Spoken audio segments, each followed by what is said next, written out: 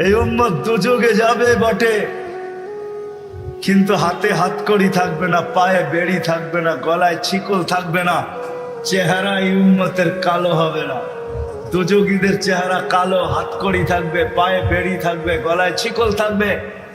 মালিক ফেরেশতাদেরকে জিজ্ঞাসা করবে, কোত্থেকে ধরে নিয়ে আসছো সেকে? হাতকড়ি কই, পায়ের বেড়ি কই, গলার ছিকল কই, চেহারা তো জকজকে, বুলে কাকে ধরে নিয়ে আসছো? ফেরেশতারা বলবে, বুলে আনি নাই, হাতে ধরায় দিছে, নিয়ে আসছি।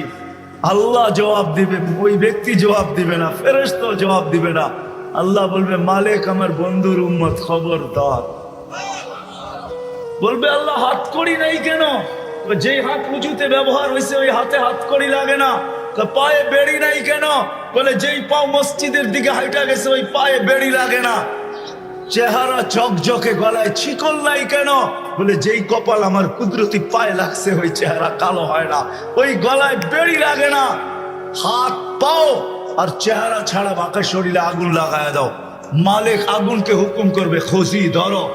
আগুন আসবে, আল্লাহ দুযোগওয়ালাদেরকে, এই উম্মতের দুযোগওয়ালাদেরকে কলেমা স্মরণ করায় দিবে, আর জোরে জোরে কলেমা পড়বে।